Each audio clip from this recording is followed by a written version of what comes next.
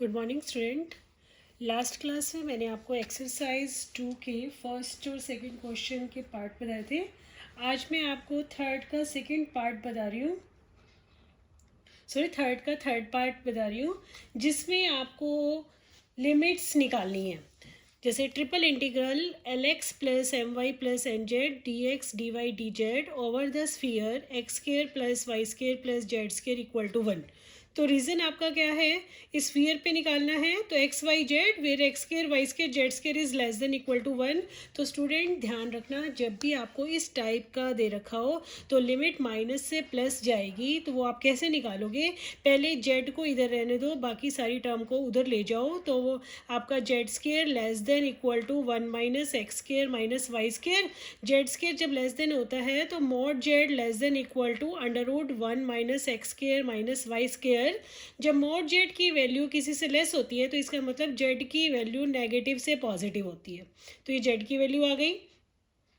ऐसे ही जब आप लिमिट वाई की निकालोगे तो जेड को ज़ीरो डाल दोगे तो वाई स्केयर आपका हो जाएगा 1 माइनस में एक्स स्केयर से लेस हो जाएगा, तो वाई हो गया under root 1 minus x square. तो लिमिट माइनस से प्लस गई। जब आप एक्स की निकालोगे तो वाई और जेड को ज़ीरो डाल दोगे तो एक्स स्केयर की वैल्यू आपकी क्या हो जाएगी, that is less than equal to 1। That is x की लिमिट हो गई -1 से 1। तो हमें क्या फाइंड आउट करना है, ट्रिपल इंटीग्रेशन निकालना है। L x plus m y plus n z, मैंने इसको कर दिया d z d y d x, क्योंकि मैं पहले जेड की लिमिट रखूंगी फिर वाई की फिर एक्स की, तभी मैंने d z d y d x कर दिया। पहले देखो मैंने क्या किया, इस पार्ट को अलग, इस पार्ट का अलग, इस पार्ट का अलग, तीनों का अलग अलग इंटीग्रेशन निकालेंगे। इसको I1 इंटीग्रेशन मान लिया, इसको I2 और इसको I3, और टोटल को मैंने मान लिया I है। तो एक इंटीग्रेशन मैं आपको निकाल के दिखाती हूँ, बाकी सब एज इट इज़ होगा।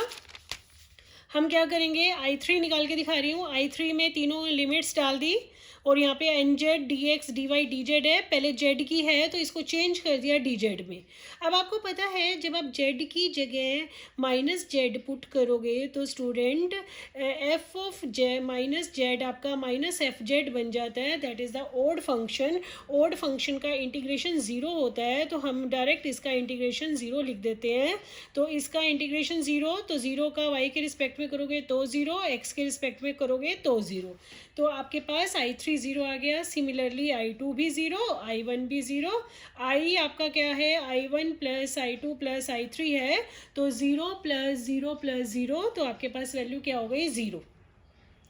तो आपका ये था क्वेश्चन नंबर थर्ड तक तो हमने ऐसे ही करने हैं। क्वेश्चन नंबर आगे के जो क्वेश्चंस हैं उसमें हम ट्रांसफॉर्मेशन का यूज़ करके क्वेश्चंस सॉल्व करेंगे।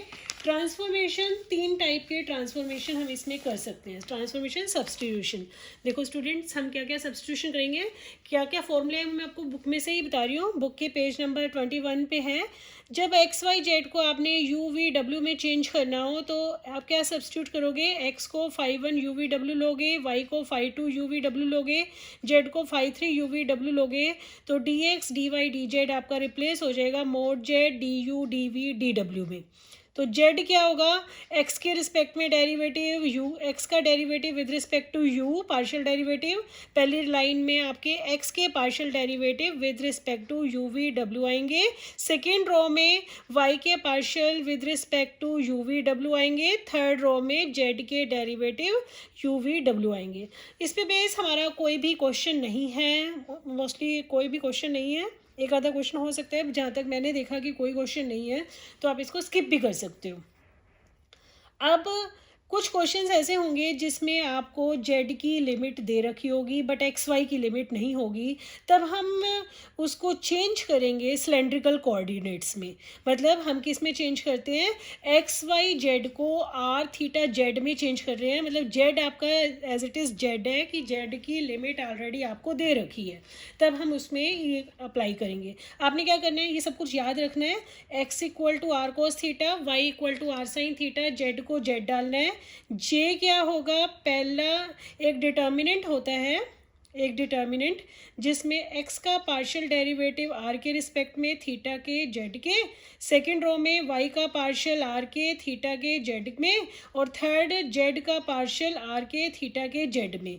आप देखोगे करली एक्स बाई करली आर, जब मैं फर्स्ट इक्वेशन से निकालती हूँ कॉस थीटा आ गया, ऐसे ही कर ली x बाय कर ली थीटा, सारी वैल्यूज़ निकाल के आप ये वैल्यू है इसे निकाल सकते हैं, सारी वैल्यू निकाल के हमने पुट की और लास्ट जो रो है लास्ट रो से इसको एक्सपेंड कर दिया तो आप देखोगे cos theta sine theta minus r sine theta r cos theta cross multiply किया r square cos square theta r plus r square sine square theta that is equal to r आ गया आपका, क्योंकि cos square theta plus sine square theta equal to 1 होता है। जब आप substitution करोगे आप सीधा ये लिखोगे x equal to r cos theta, y equal to r sine theta, z equal to z. ये आपने डायग्राम नहीं बनाना, सीधा j की वैल्यू आप क्या लेके चलोगे, r लेके चलोगे, ये लिखोगे। उसके बाद आपके जो कोऑर्डिनेट्स चेंज हो जाएंगे, dx dy dz आपका रिप्लेस हो जाएगा r dr d theta d phi से। तो आपका जो वॉल्यूम इंटीग्रल है एक्स वाई जेड वो आपका r cos theta r sine theta z d x d y d z की जगह आप लिखोगे आर, मतलब जे होता है, जे की वैल्यू आर निकल गई तो r d theta d phi हो जाएगा।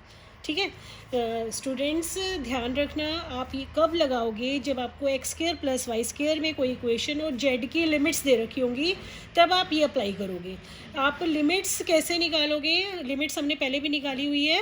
आर की limits x square plus y square आपको जो भी दे रखा होगा ए स्केयर, उसको कंपेयर करके आर की लिमिट 0 से ए आ जाएगी, थीटा आपका 0 से 2 पाई फिक्स रहेगा और जेड आप 0 से एच जो आपको गिवन होगा तो वो आपकी लिमिट्स हो जाएंगी। तो ये आपका था कि हमने कौन से कोऑर्डिनेट में चेंज किए, पोलर कोऑर्डिनेट के अंदर हमने चेंज कर दिए।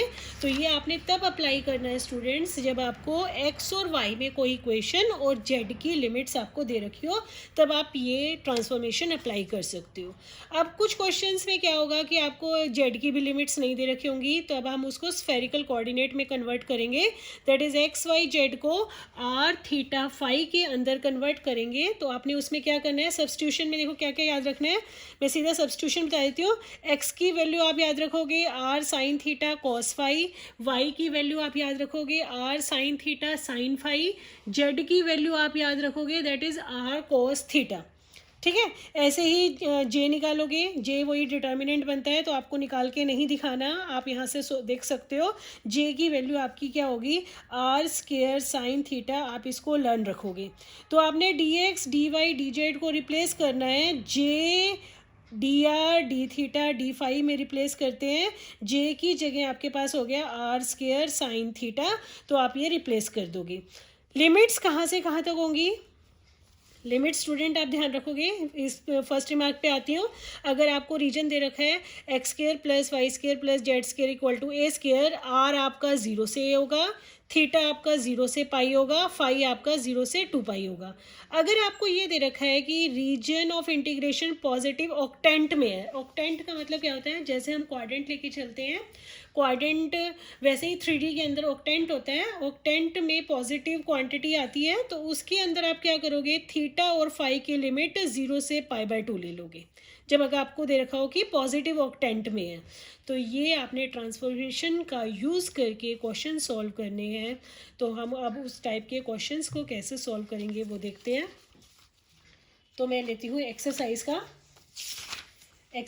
का ही मैंने क्वेश्चंस लिया, फोर्थ का सेकेंड पार्ट। फोर्थ पार्ट ऐसा है जिसमें आपको जेड की लिमिट्स दे रखी है और एक्स वाई के अंदर इक्वेशन दे रखी है। तो मैं फोर्थ का सेकंड पार्ट बता रही हूँ आपको। जैसे आपको निकालना क्या है, वॉल्यूम इंटीग्रल ही निकालना है आपको। वॉल्यूम इंटीग्रल आप कैसे निकालोगे, वॉल्यूम इंटीग्रल यहाँ वी लिख दिया, z x square y square d x d y d z है। तो आपको रीजन क्या दिया हुआ है, जेड की वैल्यू 2 से 3 है और x square plus y square less than equal to 1 है। तो जेड की लिमिट आपको दे रखी है, बट एक्स वाई में कोई इक्वेशन है। तो स्टूडेंट्स मैंने आपको बताया था कि आप उसको पोलर कोऑर्डिनेट में कन्वर्ट करोगे। पोलर कोऑर्डिनेट में कैसे कन्वर्ट करते हैं आपको लर्न रखना है कि एक्स की जगह आर कॉस थीटा, वाई की जगह आर साइन थीटा और जे आपका आर हो जाएगा। ए की वैल्यू क्या होगी, ये आपका ए होता है दैट इज़ 1। तो लिमिट आर की लिमिट 0 से ए होगी दैट इज़ 0 से 1, थीटा की लिमिट 0 से 2 पाई और जेड की लिमिट आपको दे रखी होगी। थीटा की लिमिट इसमें फिक्स रहेगी अगर आपको पॉजिटिव क्वाड्रेंट कुछ भी नहीं दे रखा।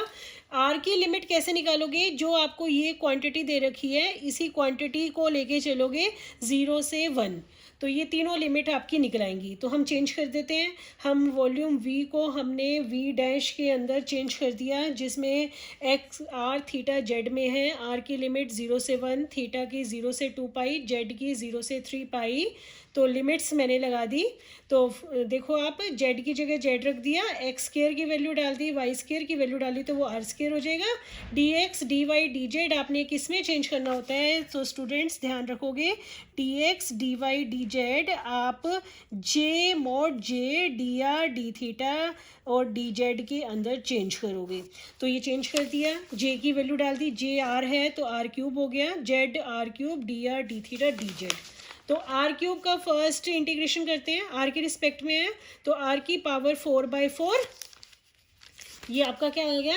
आर की पावर 4/4, दैट इज आपका आर के रिस्पेक्ट में इंटीग्रेशन कर दिया। लिमिट है 0 से 1। तो जेड और थीटा कांस्टेंट लेके चलोगे, तो जेड थीटा कांस्टेंट लिया, आर की जगह 1 डाला तो आपका 1 बन जाएगा, 0 डालोगे तो 0।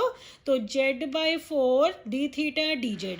अब आपको थीटा के रिस्पेक्ट में करना है, तो जेड थीटा बाय थीटा 0 से 2 पाई वैल्यू डालोगे तो यहाँ से ये सॉल्व हो जाएगा। फिर जेड का इंटीग्रेशन करोगे तो आपके पास ये आंसर आ जाएगा। स्टूडेंट्स, वो थोड़ी सी लो हो रही है बैटरी, तो आगे क्वेश्चन मैं नेक्स्ट वीडियो में कराऊंगी। तब तक के लिए थैंक यू।